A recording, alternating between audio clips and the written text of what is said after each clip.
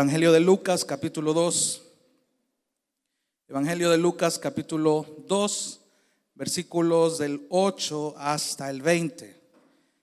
Evangelio de Lucas, capítulo 2, versículos del 8 hasta el 20.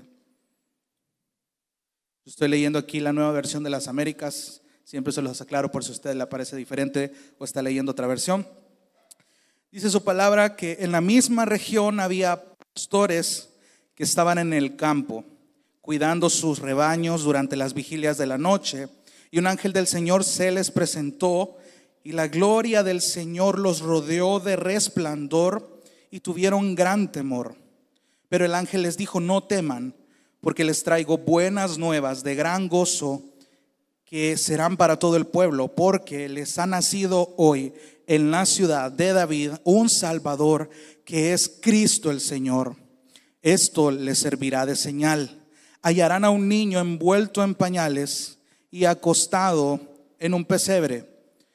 De repente apareció con el ángel una multitud de los ejércitos celestiales, alabando a Dios y diciendo: gloria a Dios en las alturas, y en la tierra paz entre los hombres en quienes Él se complace.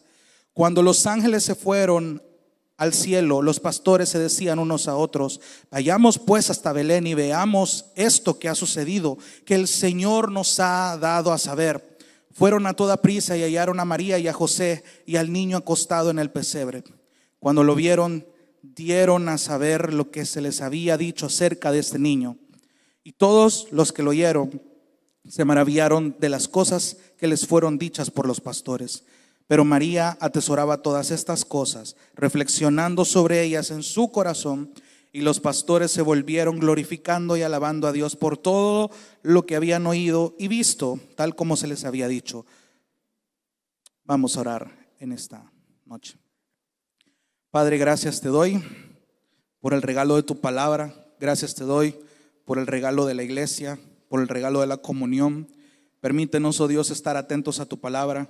Queremos una vez más estar asombrados delante de ti, reconociendo que tú eres el único que merece ser exaltado, el único que merece ser glorificado. Gracias por la vida de mis hermanos.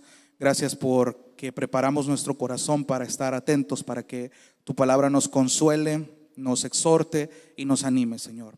En el nombre de Jesús, a ti sea la gloria. Amén y amén. Pueden tomar asiento, hermano. Personalmente, esta es una de mis épocas favoritas del año. Creo que desde pequeño siempre tuve una gran emoción al saber que ya venía diciembre, porque eso significaba ropa nueva, nuevos regalos, viajes familiares, y lo que más a mí me preocupaba era la comida.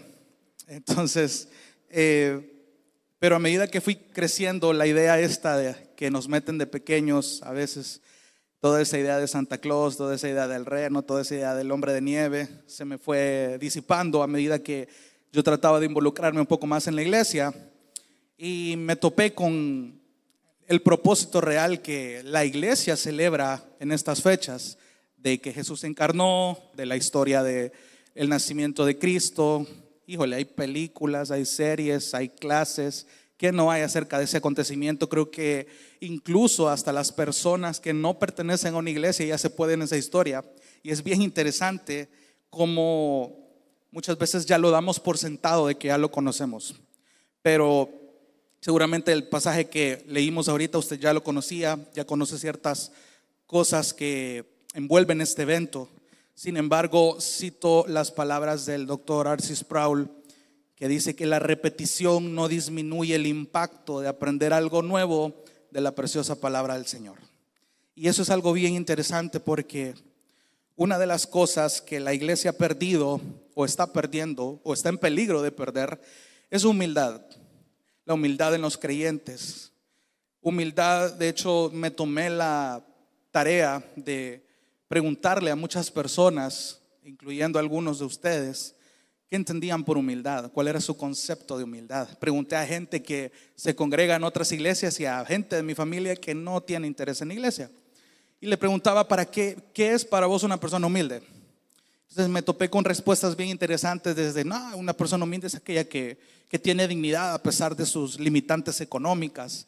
Otras personas me decían, la gente humilde es la que no presume lo que gana. Otras personas me decían, ya creyentes, me decían, no, la humildad es lo que Cristo nos enseña a hacer todos los días. Y otra persona me decía, la humildad es que yo, me salió bien espiritual con esta respuesta. La humildad es que yo mengue y que Él crezca. Entonces, pero dicho en palabras sencillas, hermano, y quiero comenzar con esto porque es algo que yo quiero que tengan en mente. Básicamente la Biblia define y pone el estándar de la humildad en la persona de Cristo. Eso de entrada ya lo sabemos, pero es bien interesante cómo la humildad básicamente es saber quién es Dios y saber quiénes somos nosotros. Porque esa es la base de la humildad. Partiendo de ahí, todo lo que hagamos, todo lo que pensamos, todo lo que decidimos va a girar en torno a eso. Saber quién es Dios y saber quién soy yo, saber lo que ha hecho Dios, saber cómo es el Dios que yo conozco y reconocer mi condición. Nosotros, como creyentes de Gracia y Verdad, de la Iglesia Bautista Gracia y Verdad, entendemos que somos pecadores, que merecíamos una condenación, que estamos en camino de una santificación, que nacimos de nuevo, que venimos a la iglesia, que nos bautizamos. Sí, es verdad, pero más allá del concepto general de humildad, es importante vivirla, y yo sé que eso usted también lo sabe. Vivir las cosas de la teología, que nuestra teología se vuelva una práctica genuina en nuestra vida, es la parte difícil de este camino angosto. Y es bien interesante cómo Jesús mismo desde su nacimiento nos define la humildad, nos define realmente cómo la humildad nos lleva a humillarnos correctamente todos los días, no solamente cuando ya venimos que viene el 24, el 25, el 31, el primero y empiezan los propósitos de Año Nuevo. Y es bien chistoso porque muchas veces los propósitos de Año Nuevo, y el pastor Jaime lo mencionaba una vez, es bien gracioso cómo los propósitos de Año Nuevo solo nos muestran lo incapaces o inconstantes que podemos llegar a ser. Porque probablemente usted se propuso algo que dijo el 1 de enero de este año y estamos ya el 24 de diciembre y usted no hizo absolutamente nada. Ahora bien, es interesante cómo este pasaje nos enseña algo, y es el hecho de que Dios nos está mostrando a un Jesús que es un ejemplo perfecto de humildad para la gloria del Padre. Y a la luz de ello quiero que veamos tres actitudes a lo largo de este acontecimiento. Yo asumo aquí que todos nos podemos la historia del nacimiento de Jesús, los personajes involucrados, las acciones involucradas, pero de nuevo, citando al doctor R.C. Sproul, siempre hay algo nuevo y maravilloso que aprender de su palabra.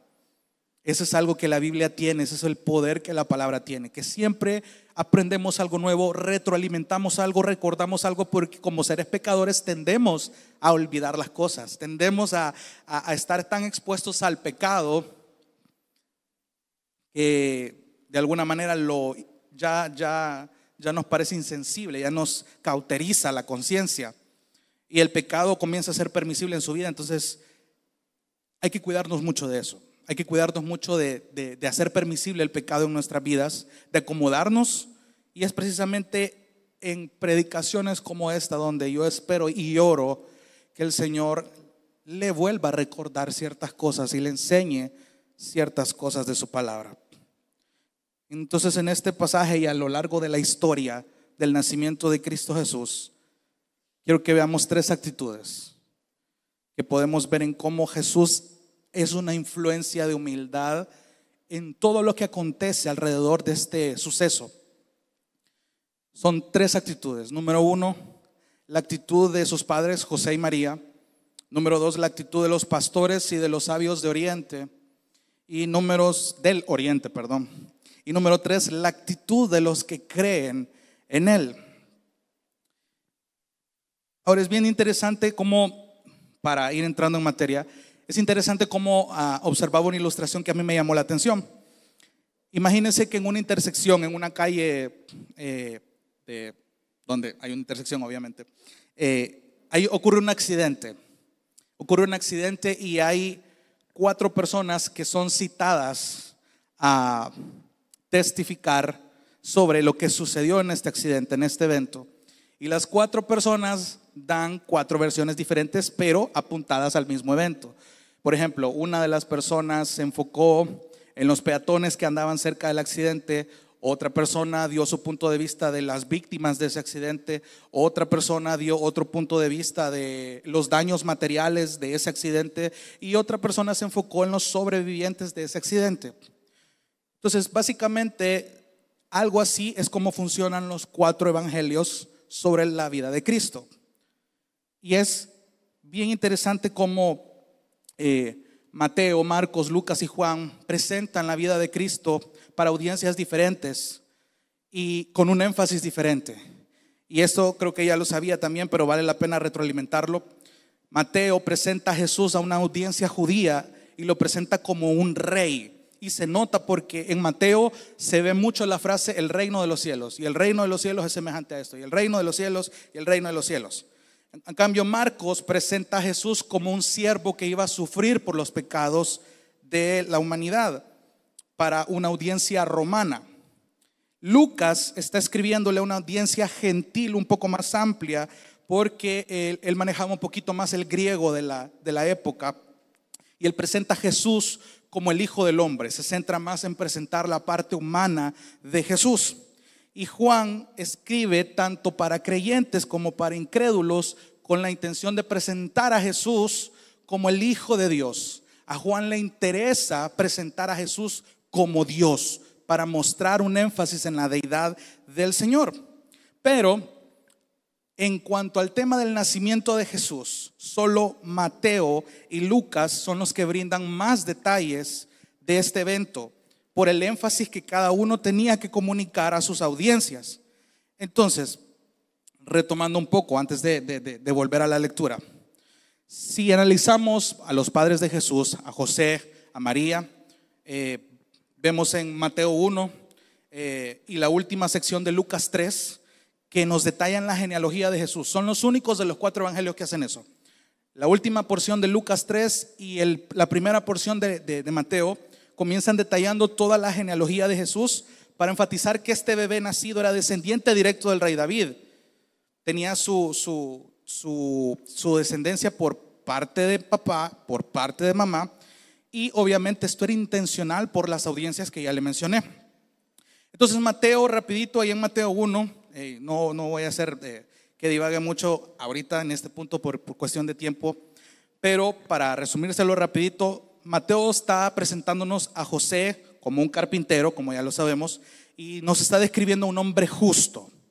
Mateo describe a José, el padre terrenal de Jesús, como un hombre justo. Y esa es la primera palabrita que yo quisiera que nos llamara la atención.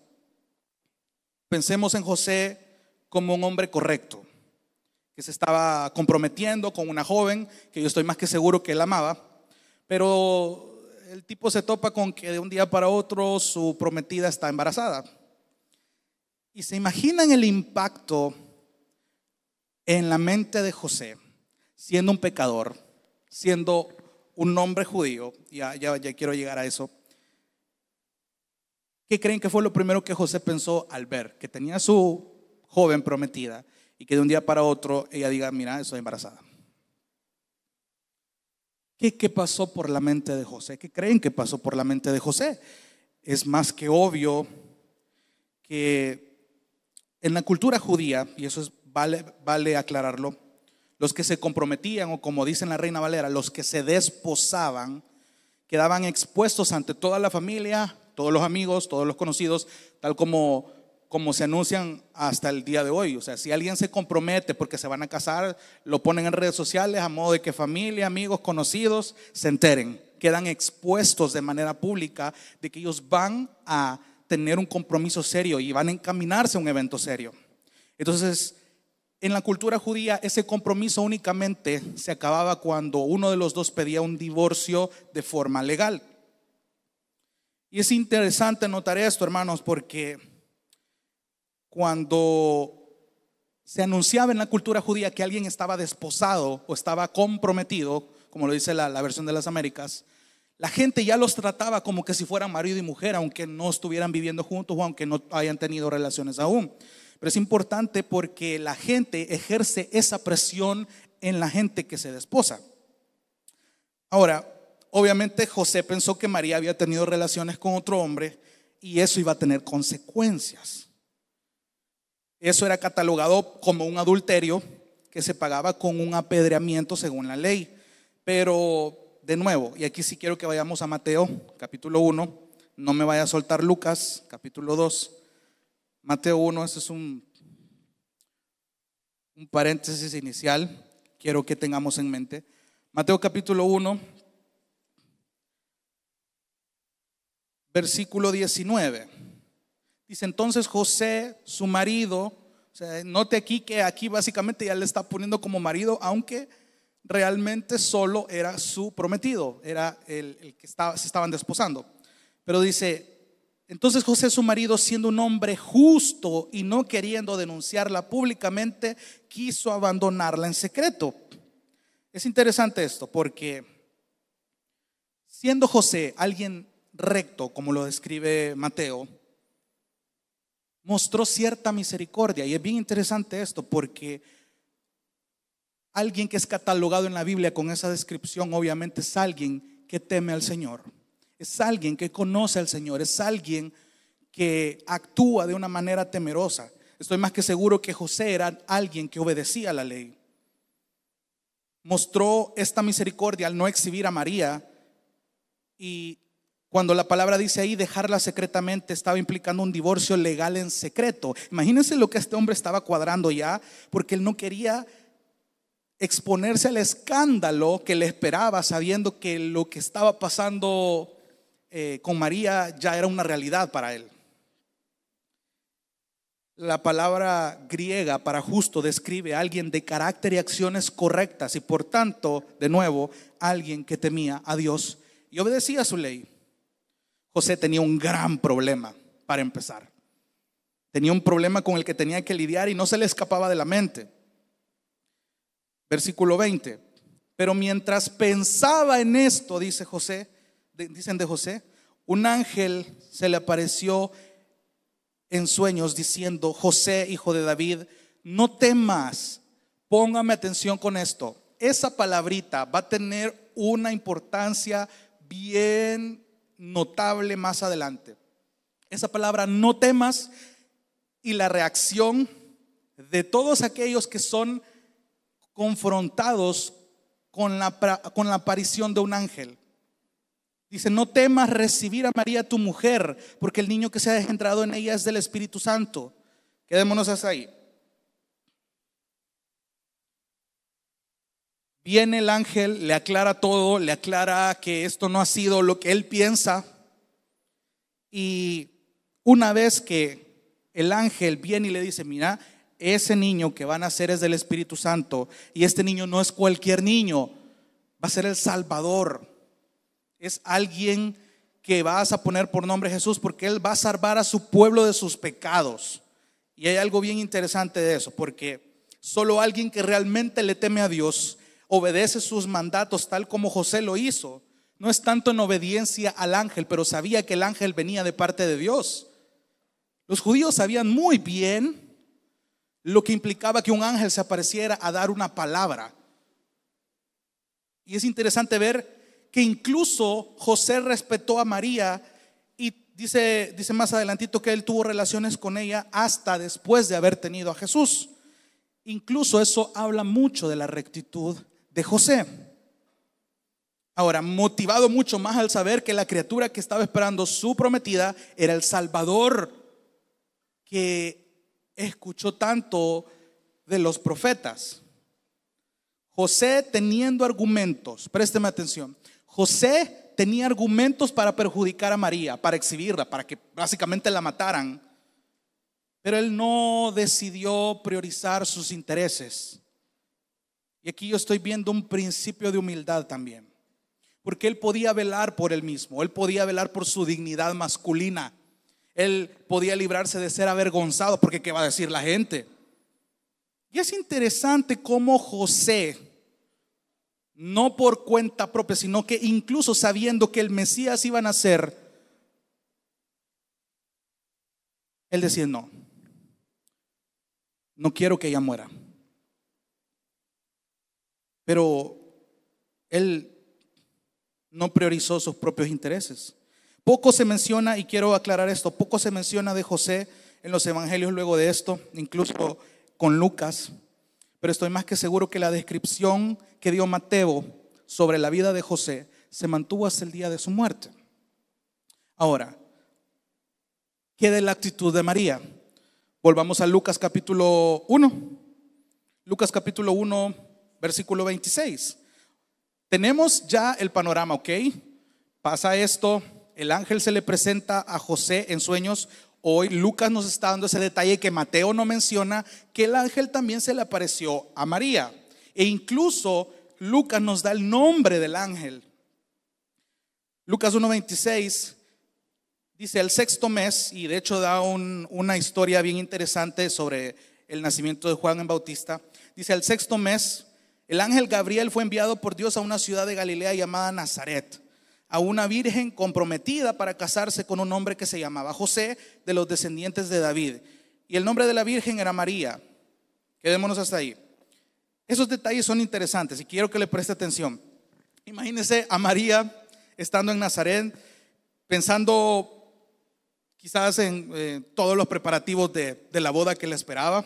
Una joven que realmente era, la Biblia no da ninguna descripción negativa de María, por lo tanto era una joven piadosa. Y de repente ella está pensando en estas cosas y aparece el ángel de una manera bien interesante. Viene y se presenta ante ella.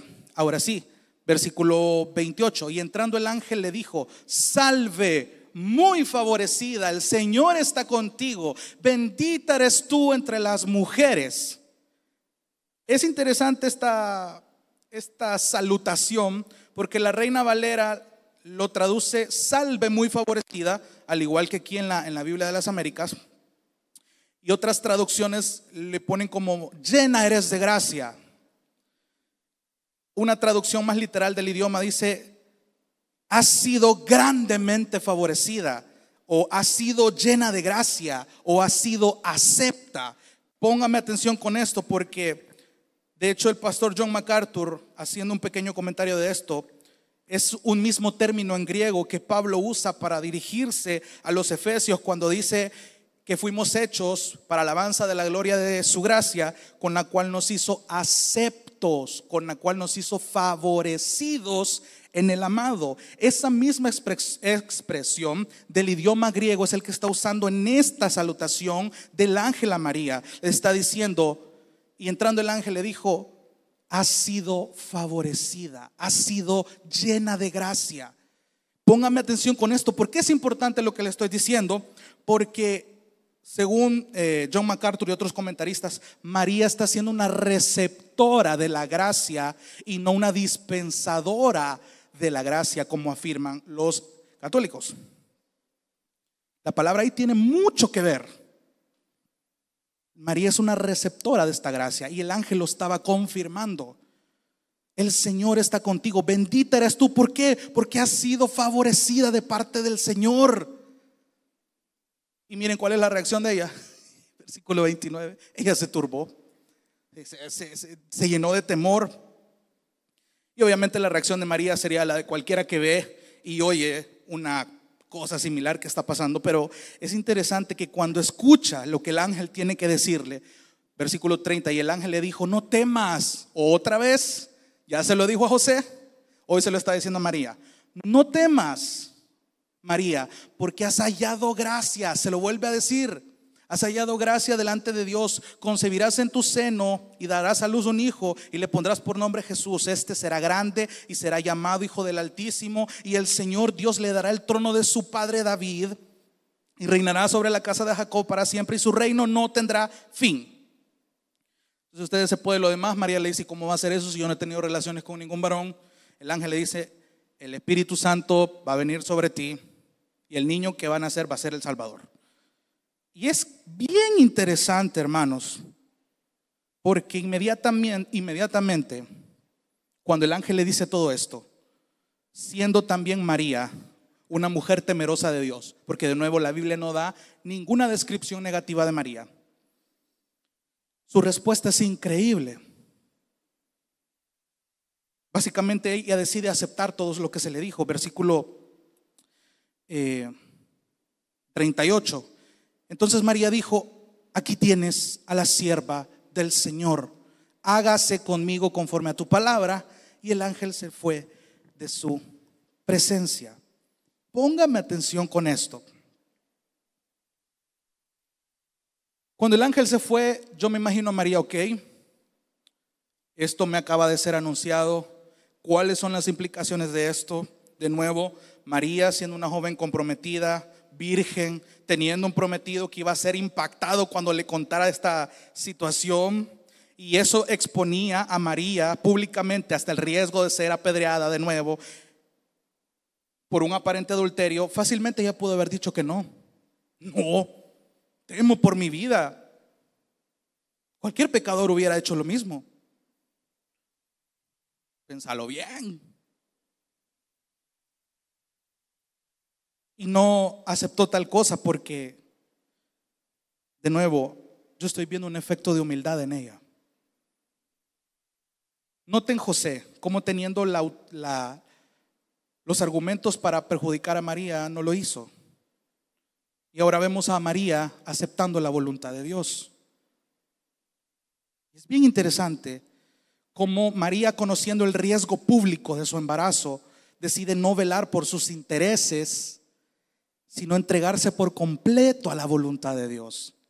Y más aún conociendo que en su vientre se estaba formando el que iba a ser el Salvador. Y me encanta cómo Dios orquestó cada cosa para que todas las profecías que se hicieron en el Antiguo Testamento sobre este momento específico de la historia, sobre esta persona en específico que era María, incluso, y volvamos aquí un poquito más adelantito a Lucas 2, ahí al principio, yo estoy más que seguro, y estoy seguro, que Dios en su soberanía, en su decreto, utilizó a esta persona, el edicto de César Augusto, para hacer este censo que trasladó a María y a José de Nazaret hasta Belén. Y óigame, ese viaje no era cortito, no era un viaje de 5 cuadras. Era un viaje largo para un par de futuros esposos, más aún para una mujer embarazada. Pero ambos iban confiados en lo que se les había dicho. Fácilmente ellos pudieron no haber creído en eso. Pero imagínense, solo para empezar con ellos dos, la actitud de José y de María, y mucho más su obediencia en la acción que estaban haciendo, decía mucho de cuál era su concepción, de qué estaba pasando por su mente. Imagínense ese viaje. De hecho, me encantan algunos de los tantos versículos que hablan sobre el hecho de que ya estaba prometido desde mucho antes que Jesús iba a nacer en Belén, que el Salvador de Israel tenía que nacer en Belén. Uno de los textos más conocidos, Isaías 7:14, que dice: por tanto, el Señor mismo les dará esta señal: una virgen concebirá y dará a luz un hijo, y le pondrás por nombre Emmanuel. Isaías 9:2, el pueblo que andaba en tinieblas ha visto gran luz, a los que habitaban en tierra de sombra de muerte, la luz ha resplandecido sobre ellos. Isaías 9:6, porque un niño nos ha nacido, un hijo nos ha sido dado, y la soberanía reposará sobre sus hombros, y se llamará su nombre admirable, consejero, Dios poderoso, Padre eterno, príncipe de paz. Y el más conocido, Miqueas 5:2, pero tú, Belén Efrata, aunque eres pequeña entre las familias de Judá, de ti me saldrá el que ha de ser gobernante en Israel, y sus orígenes son desde tiempos antiguos, desde los días de la eternidad. Me encantó escuchar a Sugel Michelén predicar acerca de esta porción de Miqueas, porque él decía: en muchos listados donde se nombraban las naciones de Israel, Belén casi nunca era agregado, porque era tan pequeño que muchas veces lo pasaban por alto en la región de Judea. O sea, así de insignificante era para la gente normal describir a Belén. Era tan pequeño que ni siquiera tenía una importancia de ser mencionado en las listas.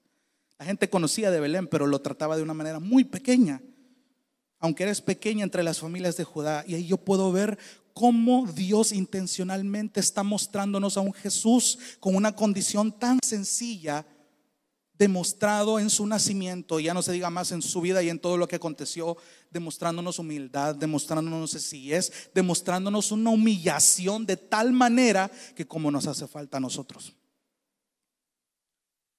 Creo que lo primero que le podría decir, hermano, es ¿cómo está nuestro concepto de humildad?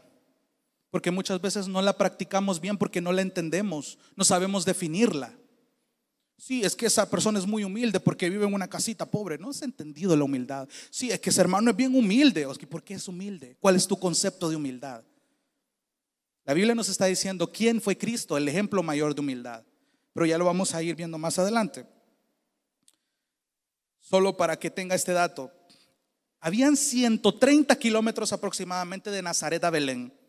El alojamiento de los viajeros, y lo pongo en el contexto del edicto de César Augusto que menciona al principio del capítulo 2 de Lucas, donde había que hacerse un censo.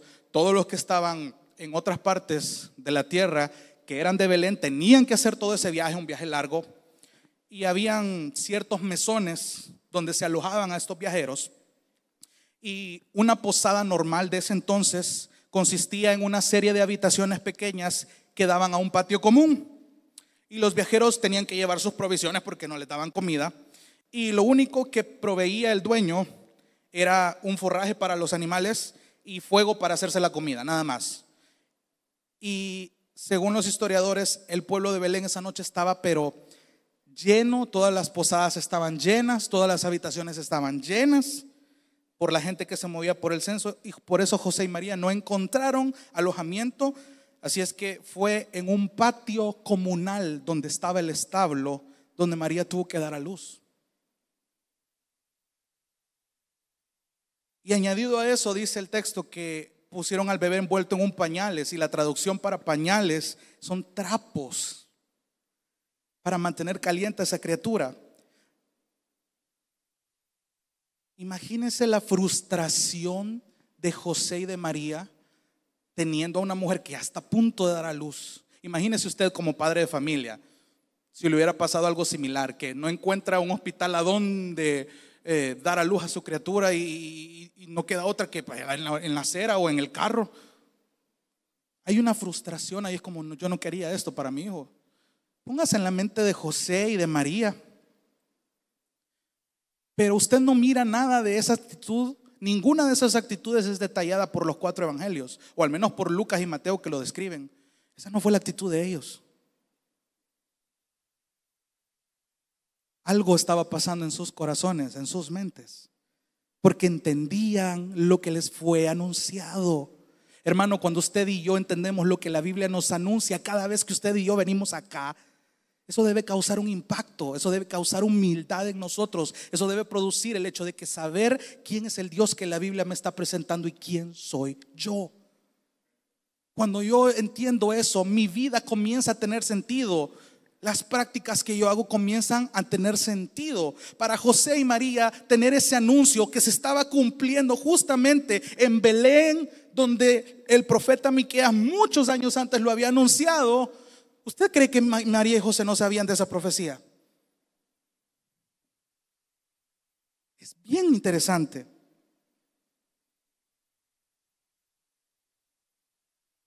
Hoy sí, vayamos al versículo 8 del capítulo 2 de Lucas. En la misma región había pastores que estaban en el campo. Lucas nos está presentando a estos pastores, y entiéndame ahí el orden cronológico. Ya vinimos por José, ya fuimos por María, hoy estamos con estos pastores. Y es interesante que se haga mención de los pastores, porque son el primer grupo de personas a quienes se les anuncia que el Salvador había nacido. Póngame atención con esto. Algunos comentaristas dicen que es probable que estos fueran unos pastores muy especiales, y se lo explico de la siguiente manera.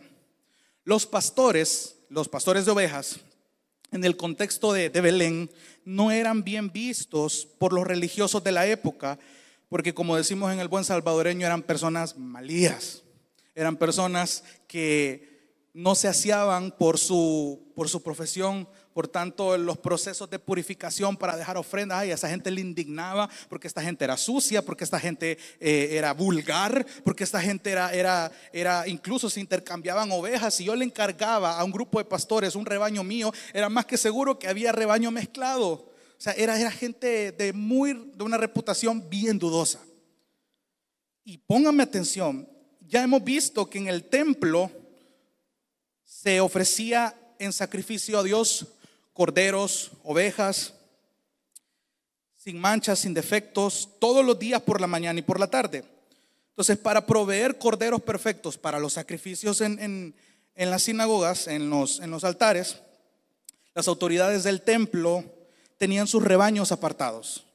Y sabemos que los que sacaban a pastar en los alrededores de Belén, es probable que las autoridades de los templos delegaban a estos grupos de pastores para que fueran por las noches a pastorear, a cuidar el rebaño de este rebaño que iba a ser destinado para el tabernáculo, para los sacrificios.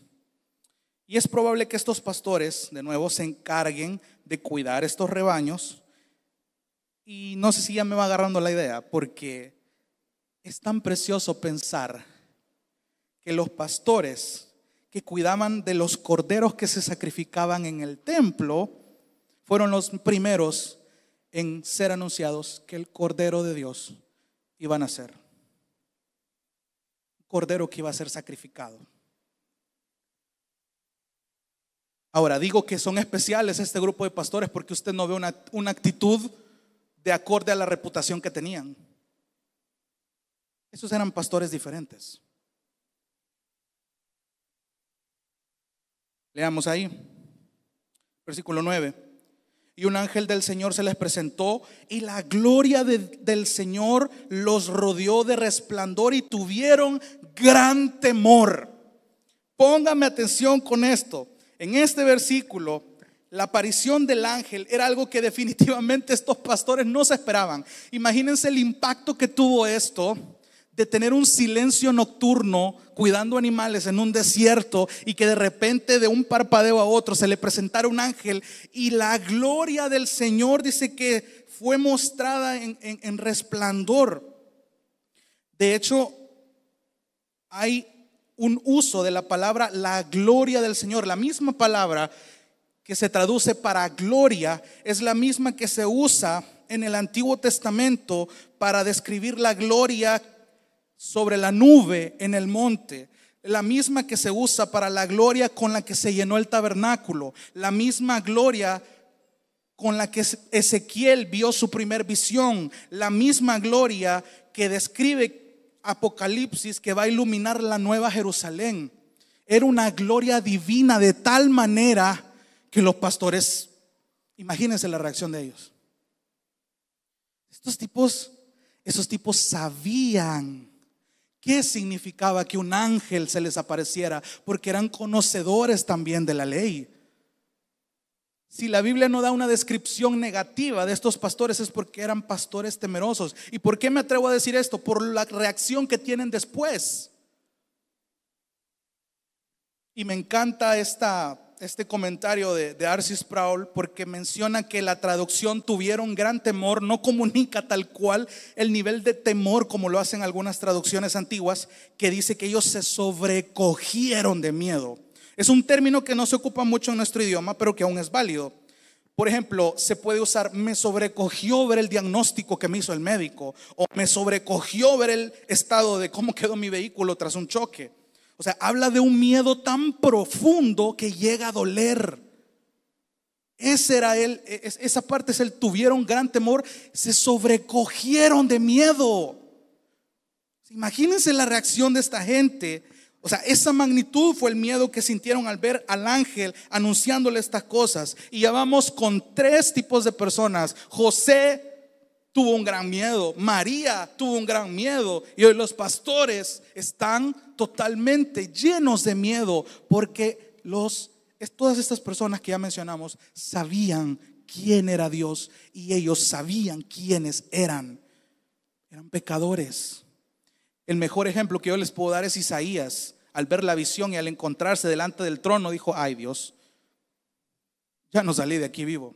¿Por qué? Porque sabía quién era el que estaba viendo, sabía quién era él, cuál era su condición. Y es interesante ver lo que dice más adelante. No teman, dice otra vez, no teman, porque les traigo buenas nuevas de gran gozo. Esta palabra buenas nuevas en el idioma griego se traduce evangelizo, que de ahí viene la palabra evangelio, que se traduce buenas nuevas, buenas noticias de gran gozo que serán para todo el pueblo. Porque les ha nacido hoy en la ciudad de David un Salvador, que es Cristo el Señor, y esto les servirá de señal. Y quiero que presten atención a esa palabrita siguiente: hallarán. Aquí el ángel no les está diciendo vayan a buscar al niño, solo les está haciendo anunciados: alégrense, les traigo buenas noticias, ha nacido el Salvador y lo van a encontrar de esta manera. ¿Cómo cree que entendieron los pastores tal palabra? Hallarán. Esta es la señal: hallarán a un niño envuelto en pañales y acostado en un pesebre. De por sí los pastores ya estaban con un gran temor. Ahora imagínense el versículo 13, que de repente apareció con el ángel una multitud de los ejércitos celestiales alabando a Dios. No, hombre, esta gente no le dio algo porque Dios no lo permitió. Estos pastores de por sí ya estaban sobrecogidos de miedo, y que solo por un ángel. Entonces ya imagínense una multitud. Y aquí hay algo que a mí me encantó, y es que en la cultura judía, cuando un niño nacía, generalmente se celebraba en la familia trayendo a los músicos del pueblo para celebrar la vida del recién nacido. Jesús no tuvo a ningún músico del pueblo. Jesús tuvo una multitud de ángeles que estaban celebrando su nacimiento. Eso es precioso.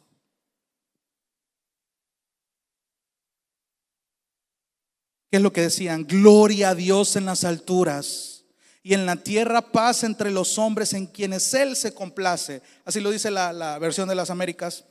En la Reina Valera dice: y en la tierra paz, buena voluntad para con los hombres.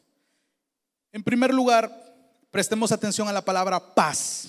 Dicho en forma sencilla, aquí no es una paz genérica, no es una paz de mira, voy a hacer buena onda con ustedes. No, una paz que los ángeles sabían que implicaba que había una enemistad entre los hombres y Dios que iba a ser quitada por el nacimiento de este Mesías.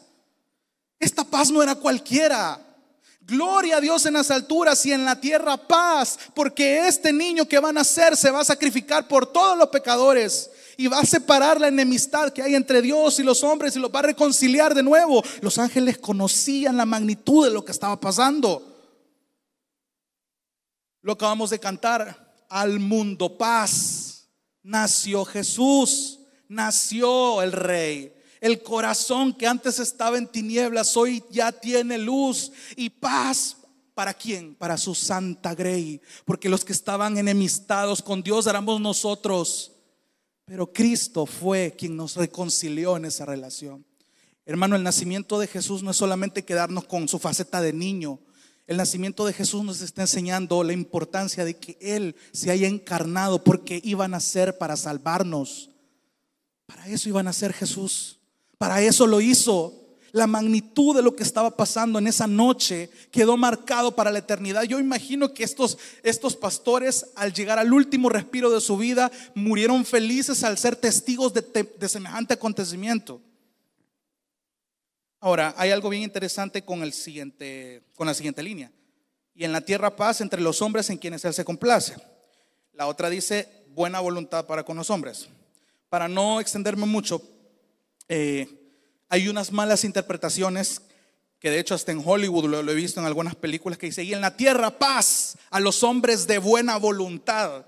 Y eso no es lo que está diciendo el texto. No es el sentido del texto, porque los ángeles no se están gloriando en los méritos del hombre, sino en Dios. Todo lo que está pasando es producto de Dios. Le dijo a María: tú has sido favorecida, tú has sido llena de gracia. Hoy les está diciendo a los pastores: miren, Esto ha traído paz para los hombres, no para los hombres de buena voluntad, porque el hombre siendo pecador nunca van a hacer buena voluntad de él. Esto es claro también porque la palabra voluntad o la palabra complacencia en la versión de las Américas es la misma palabra para traducir beneplácito. Se lo pongo de esta manera: en Efesios 1:9 dice, dándonos a conocer, la Reina Valera dice así, dándonos a conocer el misterio de su voluntad según su beneplácito, el cual se había propuesto en sí mismo. La idea en el sentido completo es: y sobre la tierra paz entre los hombres, a quienes Dios ha escogido por su gracia. Hermano, hay muchos detalles aquí que por cuestión de tiempo no lo quiero extender, pero es interesante lo que está comunicando el regocijo de los ángeles. Gloria a Dios en las alturas, y en la tierra ahora hay paz para con los hombres en quienes Dios se complace, porque a Él le plació que en este punto de la historia nacieran, porque a Dios le plació salvarnos, porque a Dios le plació mandarnos a su Hijo. Están exaltando la voluntad de Dios, están exaltando su beneplácito en medio del nacimiento. A eso se refiere cuando está diciendo: y en la tierra paz entre los hombres en quienes Él se complace. Interesante. Y estos ángeles, quiero que lo vea de esta manera. En la eternidad estos ángeles habían estado con Cristo, lo habían visto. Antes de su encarnación, sabían de su gloria, su riqueza, su majestad. Muchas porciones de la Biblia lo dicen, Isaías, Juan, y también se habían dado cuenta de la caída del hombre. Los ángeles fueron testigos de eso. Me atrevo a decir, hermano, que habían sido informados que Dios había provisto un camino de salvación para el hombre. Y esto se da a entender claramente por lo que Gabriel le dice a José: llamará a su nombre Jesús, porque Él salvará a su pueblo de sus pecados. Los ángeles conocían cuál era esta misión. Quizás no conocían el plan redentor por completo, y este sí es criterio personal, pero sí puedo suponer que por lo menos el nacimiento de Cristo en una condición de pobreza debe haber hecho que estos ángeles quedaran admirados de lo que estaba pasando, del indescriptible amor que Dios estaba mostrando con un montón de gente que no lo merecía. Los ángeles fueron testigos del amor de Dios manifestado.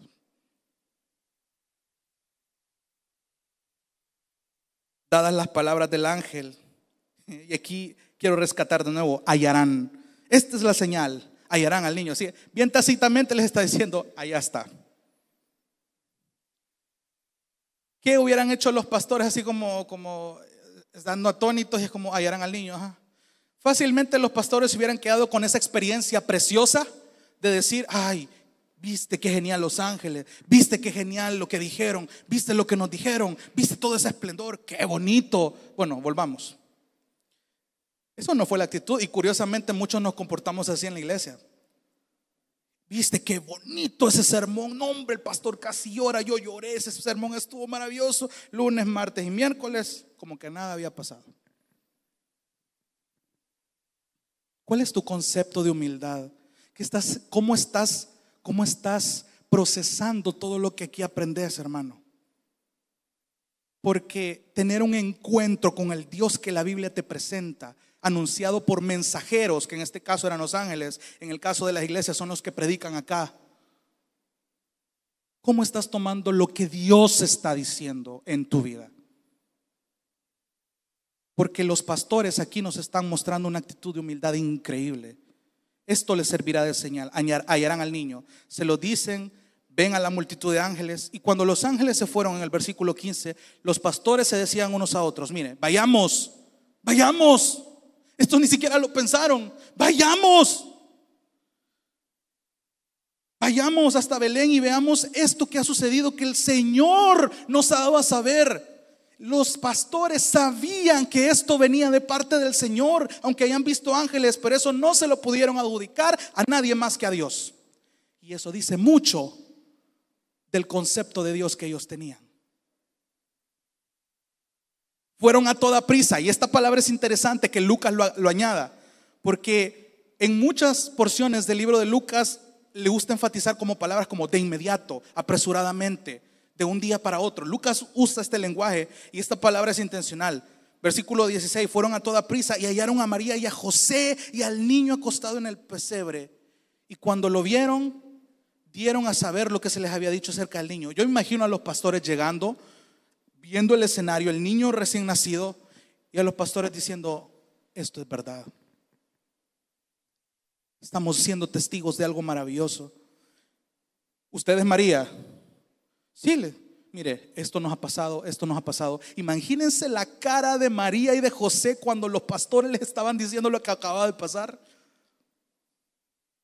Que un ángel se les apareció, que ellos tuvieron miedo, pero él les dijo: no teman. Qué interesante, porque ellos habían pasado algo muy similar.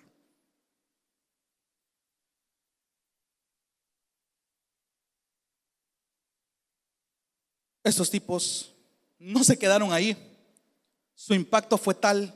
Sigamos leyendo. Versículo 17: cuando lo vieron, dieron a saber lo que se les había dicho acerca del niño. Versículo 18: y todos los que lo oyeron, es decir, más allá de María, más allá de José, de decirles lo que había pasado, estos tipos fueron y anunciaron lo que estaban viviendo, lo que acababa de pasar.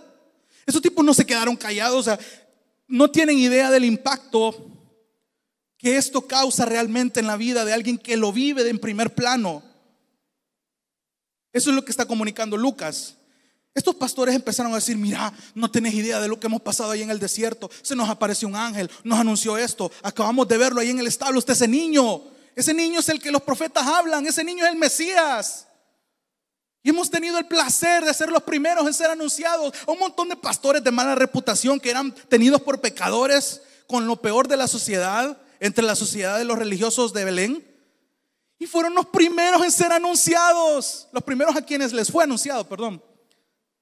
Imagínate lo que Dios nos está mostrando allí.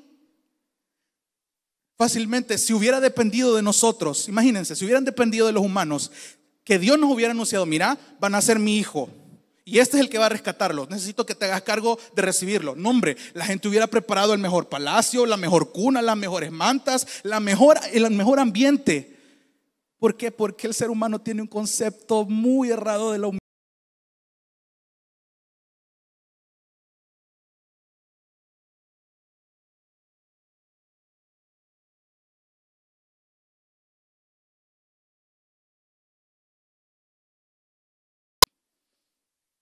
Esa fue la actitud de los pastores.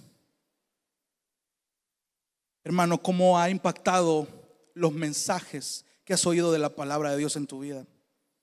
¿Los anuncias?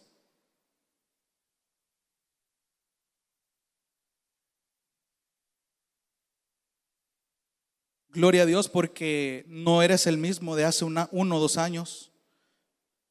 Espero yo que para bien, y espero que sigamos creciendo y sigamos madurando, porque esa es la idea. Lucas no nos vuelve a decir nada de estos pastores, nada más que se regresaron, dice. Versículo 20: y los pastores se volvieron, pero no apáticos, no cansados, porque de nuevo ese viaje fue largo.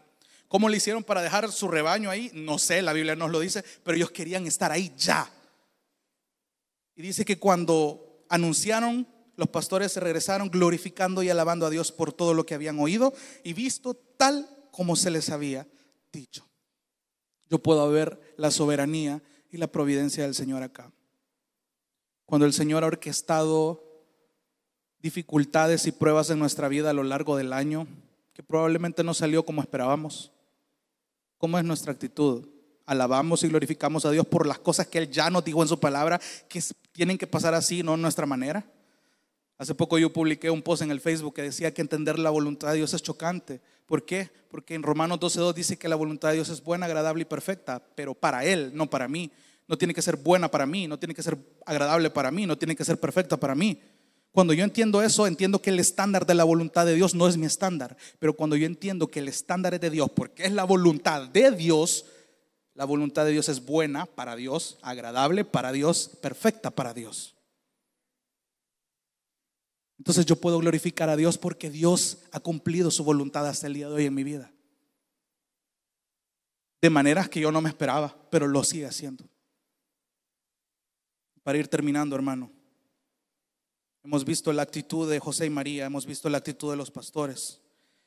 Y haciendo un pequeño orden cronológico en la historia, vimos el ángel apareciéndose en sueños a José, vimos al ángel apareciendo a María, vimos a los pastores presentándose en el establo donde estaba el recién nacido, anunciado por los ángeles. Y es bien curioso cómo en tantos nacimientos que mucha gente elabora, colocan a José, María, el niño, los animales, los pastores y los reyes magos. ¿A dónde está viendo aquí a los reyes magos? Y no me malentienda. Mateo 1 sí habla de los reyes que no eran reyes, sino que eran sabios del oriente. Y aquí rapidito lo digo. Cronológicamente la gente ha malinterpretado la aparición de los sabios del oriente, de los magos. Magos se entienda que eran unos astrólogos, probablemente de Persia, dicen algunos comentaristas, que conocían del nacimiento del Mesías producto de la influencia que Daniel dejó en Babilonia. Ahora, dice en Mateo, en los primeros capítulos, que estos reyes viajaron y le preguntaron a Herodes. A todo esto ya habían pasado aproximadamente 1 año y medio o 2 años de que Jesús había nacido, del evento que nos está diciendo Lucas aquí.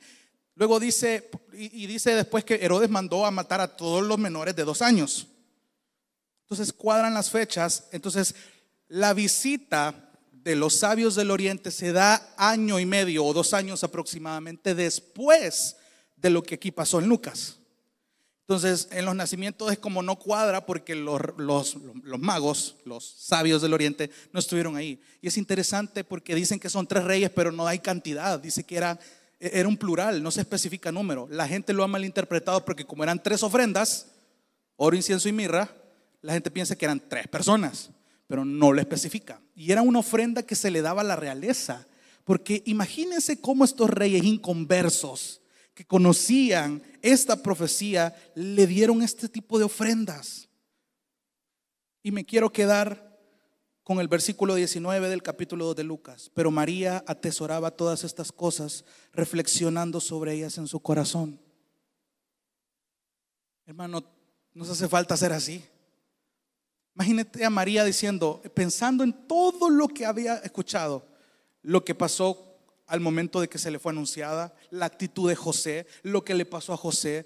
Ve a estos pastores, la frustración de no haber encontrado un lugar para que el bebé naciera. O sea, todo lo que en ese momento estaba pasando por la mente de María, dice que lo estaba atesorando. Hermano, cuando las cosas no salen como vos planeás, como vos esperás, te pones a meditar, te pones a atesorar los momentos de debilidad que tenés, porque María nos está enseñando eso. Es un ejemplo de humildad. Ya como último punto, la actitud de los que creemos en Él. Filipenses 2, váyase ahí y con esto quiero terminar.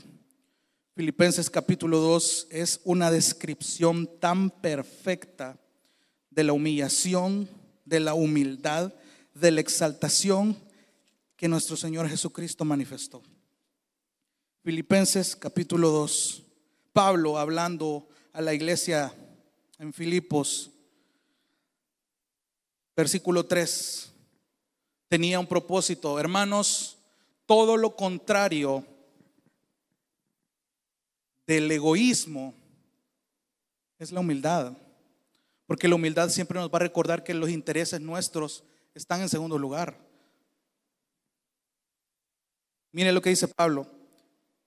No hagan nada por egoísmo, por vanagloria, sino que con actitud humilde cada uno de ustedes considera al otro como más importante que a sí mismo, no buscando cada uno sus propios intereses, sino más bien los intereses de los demás. Haya pues en ustedes esta actitud como la de María, como la de José, como la de los pastores, como la que describen en Simeón y en Ana la profetisa más adelante en el capítulo 2, que por cuestiones de tiempo no vamos a verlo. Pero es interesante lo que ellos aportan también cuando ven a Jesús. y su reacción, porque es una actitud de humildad. Cada uno de ustedes considera al otro más importante. Esta misma actitud que hubo también en Cristo Jesús. ¿Cuál fue esta actitud? El cual, aunque existía en forma de Dios, no consideró ser igual a Dios como algo que aferrarse, sino que se despojó a sí mismo. No se despojó de sí mismo, es a sí mismo. Esta palabrita es importante porque no está comunicando que Cristo se despojó de su lado, de su deidad, sino que Él básicamente agregó humanidad a su deidad. Pero esa humanidad estaba velando su gloria, porque Él tenía que estar en un estado donde realmente entendiera cada emoción humana. Esa es una de las famosas doctrinas de la cristología que le invito y le animo a que pueda estudiar. Aunque existía en forma de Dios, no consideró el ser igual a Dios como algo a que aferrarse, sino que se despojó a sí mismo, tomando forma de siervo, haciéndose semejante a los hombres y hallándose en forma de hombre, se humilló él mismo, haciéndose obediente hasta la muerte y muerte de cruz, y por esta razón Dios lo exaltó hasta lo sumo y le confirió nombre que sobre todo nombre, para que el nombre de Jesús se doble toda rodilla de los que están en el cielo y en la tierra y debajo de la tierra, y toda lengua confiese que Jesucristo es Señor, para gloria de Dios Padre. Hermano, la humildad que Cristo nos refleja es la que glorifica al Señor. Pasó con pecadores como María y José, con pecadores mucho peores que los pastores. ¿Cuánto más no puede pasar en sus vidas y en las mías? Si es posible vivir esta humildad, Cristo es nuestro modelo. Hace un año aquí se predicaba de que Cristo vino como profeta, sacerdote y rey, pero nosotros en nuestra pecaminosidad solo agarramos la faceta de Jesús que más nos conviene. Y no es esa la idea. Si vamos a someternos a Cristo, nos sometemos completamente a Él. No encuentro una razón por la cual celebrar Navidad. Sí, es verdad, Cristo no nació el 25 de diciembre, pero hay una razón por la cual se celebra.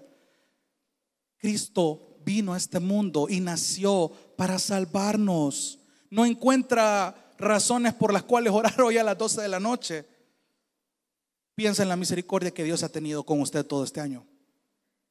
Piensa, hermano, en todas las pruebas que has pasado este año y aquí estás. No estás como querés, pero gloria a Dios, no estás como estabas antes. Y eso es misericordia, y eso es gracia. Filipenses 2 nos modela con exactitud esta humillación y exaltación de Jesús.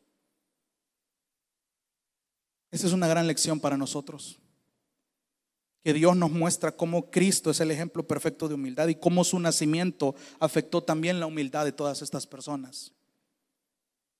3 actitudes: la de José y la de María, la de los pastores e incluso la de los sabios de Oriente, y la actitud de los que hoy creemos en Él.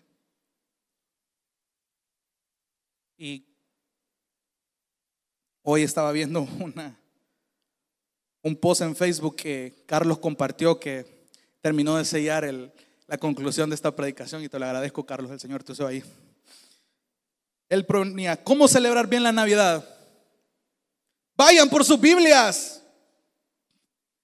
Busquen por todos lados la venida del Emmanuel, el ungido del Señor. Regocíjense en la venida del Rey Salvador. Canten himnos de gozo, como María lo hizo, como los ángeles lo hicieron, como Simeón lo hizo, como Ana lo hizo, la profetisa. Usted no encuentra razones para celebrar Navidad. Recuerde la misericordia que Dios ha tenido con usted. Porque, hermano, mereciendo una condenación, Cristo nos ha otorgado una salvación. La última alabanza que cantamos es increíble. Fue escrito por un francés en forma de poema. Santa la noche. Fue un poema que se hizo música, que traducido del francés es: cristianos, ya es la medianoche, es la hora solemne. Y empezó a escribir todo lo que ya cantamos. Hermanos, Cristo nació para salvarnos. Recuerde las misericordias de Dios. Historias que ya sabemos, pero muchas veces pasamos por alto cómo Dios obra de maneras interesantes en nuestra vida para demostrarnos que Él siempre ha tenido el control y que debemos estar agradecidos con Él. Sea 24, sea 31, sea tu cumpleaños, sea lo que sea del día, nosotros debemos estar agradecidos. Y como dijo Pablo, regocijémonos en el Señor siempre. Y otra vez se los digo, regocíjense. Vamos a orar.